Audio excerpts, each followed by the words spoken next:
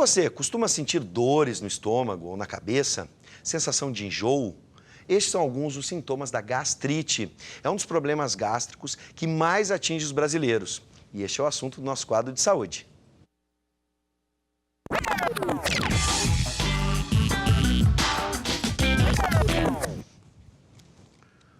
O médico gastroenterologista do Hospital Universitário, Eduardo Vinck, está conosco. Boa noite, seja bem-vindo, doutor. Boa noite, obrigado pelo convite.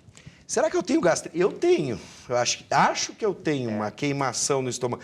Todo mundo tem uma queimação. Só que o engraçado, e aí eu já vou pedindo desculpas, perdão, doutor, é que todo mundo se automedica, né?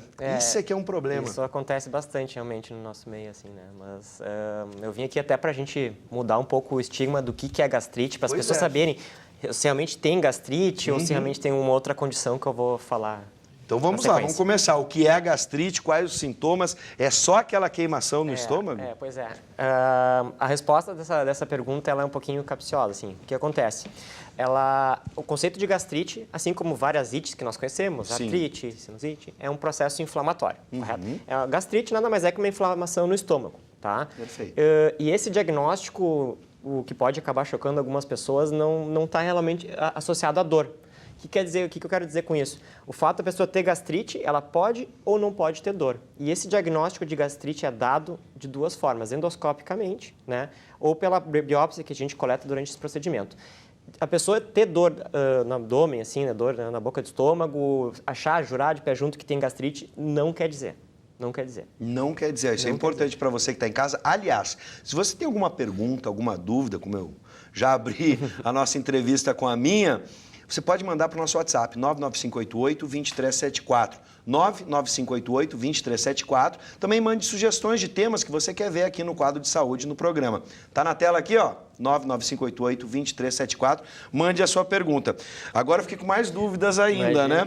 Porque daí o pessoal vai para os antiácidos, estão à venda no mercado. Aliás, já se mudou a legislação dentro das farmácias para isso não ser tão acessível. Isso não é uma bala, não é um suco em pó para a gente tomar toda hora. O que temos atualmente assim, de controle de medicação, que são coisas mais antigas já, que são alguns usos de antidepressivos, remédios dessa linha, e também os antibióticos, que é uma troca que teve há poucos anos. Assim. Sim. Só que realmente esses antiácidos são de fácil acesso para a população, realmente. Assim. Quem quiser é perigoso a gente se automedicar com eles? Parecem inofensivos e às vezes até trazem um alívio. Sim. Na verdade, a gente nunca aconselha esse tipo de tratamento, porque tu pode, usando o antiácido ou usando algum remédio dessa linha, tá mascarando um problema maior.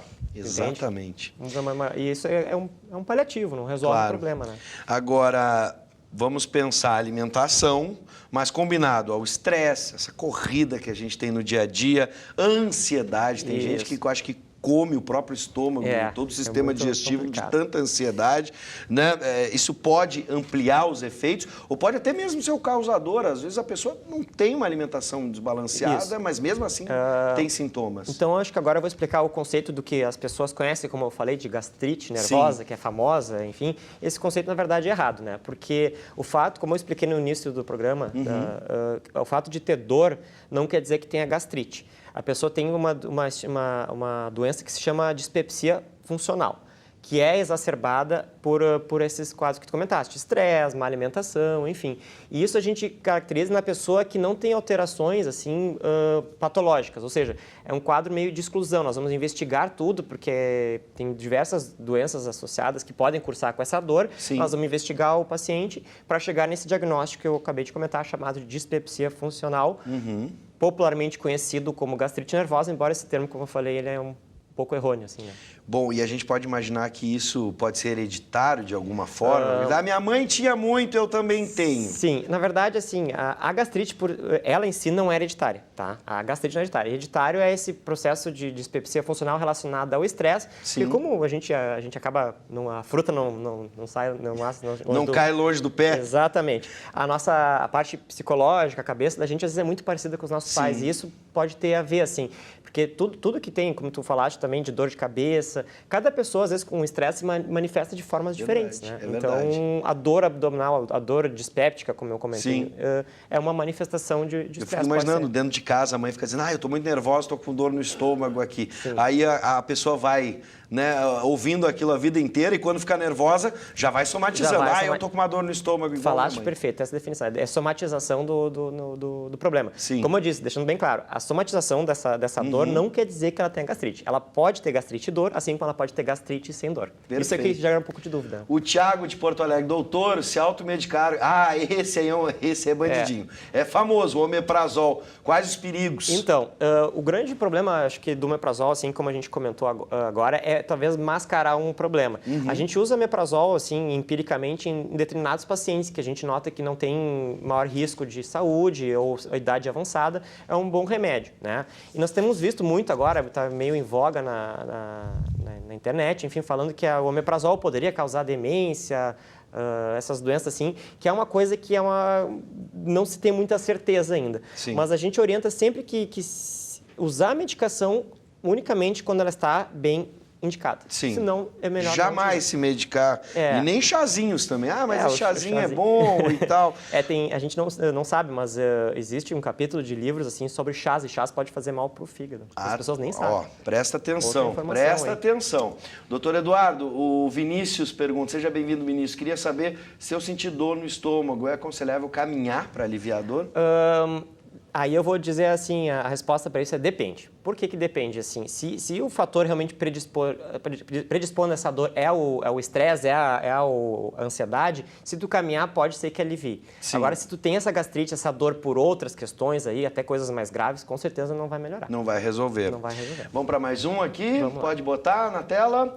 Ou eu vou para a pergunta? Bom, o Guilherme vai preparando aqui, eu vou com as perguntas que a gente tem, mas pode ir mandando. 99588-2374, mande a sua pergunta pelo WhatsApp. Bom, outro problema gástrico é o seguinte, a tal da gastroenterite, tá? Vamos mudar de problema agora. Certo. É provocada, então, por um vírus? Me corrija se eu estiver errado. Por vírus, bactéria, parasitas? Quais os cuidados que a gente tem que ter com o alimento? O pessoal que gosta de um sushi, aí, um alimento cru, né? Sim, na verdade, tu já citaste as principais etiologias de gastroenterite. Na verdade, a diferença da gastroenterite para gastrite, né? Embora a gastrite tenha um subgrupo que é de causa infecciosa, a gastroenterite, a grande maioria é por causa infecciosa. E tu já citaste os principais agentes causadores aí. Sim. Tu falaste do sushi, que eu particularmente gosto muito de comer sushi. Mas eu também, né? Olha o meu tamanho, né? Eu gosto de sushi, gosto de outras coisas. Mas a gente tem que saber bem a procedência, porque tem diversas bactérias aí, dependendo da onde vem os peixes, enfim, né? Eu imagino. Tem que ter esse cuidado, eu tenho uma dica, não sei se o senhor vai concordar comigo. Às vezes a gente procura o mais barato, porque sushi não é um alimento caro. Olha, se a esmola é demais, o santo desconfia. Tem que desconfiar, é sempre a procedência muito barato, sushi não é assim. Já teve gente que ficou muito ruim, assim, depois do consumo de frutos do mar. Assim, não quero que você pare de comer sushi, é bom pra caramba. De forma alguma, o importante é saber a procedência, esse é o que é mais importante. Sem dúvida. Bom, outro problema gástrico, ou tem tela aqui, a gente vai para... Vou seguir por aqui, tá? Outro problema gástrico preocupante é o tal do refluxo. Isso. Né? E pode me ajudar aí? Ele pode ser fator de risco de câncer no esôfago? Isso, exatamente. Às vezes a pessoa confunde gastrite com doença do refluxo, né? Que é o que eu comentaste, né? A azia é um sintoma que é diferente da gastrite ou da dispepsia que eu comentei anteriormente, né? A azia, que é aquela sensação de queimação, regurgitação, né? Que a pessoa às vezes sente a comida voltar. Essa é uma entidade separada, que é o que a gente comenta. Sim. Tu perguntaste como um fator de risco. Sim, é um fator de risco para câncer do esôfago, sim, quando a pessoa tem a doença do refluxo por um tempo muito prolongado, assim. É um fator de risco já bem conhecido. É bem perigoso. Chimarrão, comigo acontece às vezes com chimarrão. E outra coisa que me dá é comer muito doce de noite. Olha o tamanho da criança. Só que aí eu mudei esse hábito, porque quando eu comia muito doce, ia dormir... Aí sim, trabalhava o refluxo. Parece que a coisa não sentava lá embaixo. Bem. Tem essas situações? Então, depende, varia muito de cada um? Exatamente. Muitas das respostas que eu estou te dando é depende, mas eu não estou te enrolando, é porque realmente depende. Não, o senhor está sendo extremamente sincero, doutor Eduardo. Então, assim, do refluxo, vou te dizer aqui, há uns 15, 20 anos, era uma verdade absoluta e nós médicos tínhamos uma lista pronta. Tipo, tu tem doença do refluxo? Vou te dar uma lista pronta de tudo que tu pode e que tu não pode comer. Tá. Isso caiu por terra, tá? Como assim caiu por terra? A gente agora tem que pegar o paciente e ele vai ser o seu detetive em casa. Eu sempre falo isso para meus pacientes. Tu tem que ver o que tu come que te dá sintomas. Tu mesmo aqui deu 2 exemplos, do chimarrão e dos doces. Isso. Eu vou te dizer para ti, se estiver no meu consultório, assim, ó, tu evita de tomar chimarrão, assim como tu tem que evitar doce. Agora, café preto, aquela lista que a gente já conhece, não é obrigatória. Por exemplo, assim, tem gente que toma... café não me dá. Não te dá, exatamente. Mas a lista antiga pronta era proibido tudo. E isso a gente sabe que não é uma verdade. A gente tem que evitar comidas, alimentos que não têm sintomas. Eu vou juntar 2 perguntas aqui, principalmente com os pequenos, que às vezes não conseguem se manifestar no que eles estão sentindo muito bem, nas crianças. Certo. E esses problemas gástricos, né, esse que a gente estou, tem tratamento, apenas às vezes com uma reeducação alimentar, ou às vezes é necessária a medicação? Na verdade, às vezes é necessária a medicação com as crianças, é realmente mais complicado, assim. Inclusive, é uma área diferente, né? Eu atendo mais gastroenterologia adulta, né? Existe uma subespecialidade que é da pediatria, que atende gastro infantil. Mas, assim, do que a gente tem de contato, enfim, de colegas e amigos aí, é de que realmente, assim, tem situações que é necessário o tratamento, sim, que a criança fica muito sintomática, tu tenta, às vezes, as medidas não farmacológicas, né? Que às vezes tu levanta um pouco a cabeça, né? Tenta não dar alimento logo antes de dormir. Sim. Às vezes não é suficiente, tu tem que lançar a mão da medicação. Perfeito. Então, atenção, pais, cuidado, né? Procure sempre o especialista. Sempre especialista. Bom, quando dói o estômago e vem uma água amarguenta na boca... Pamela de Gravataí, o que é isso? Boa pergunta, porque na verdade eu precisaria perguntar para ela mais detalhes sobre a pergunta. Por exemplo, o que ela diz que é dor no estômago? É uma dor na boca do estômago? É uma dor que ela sente uma azia?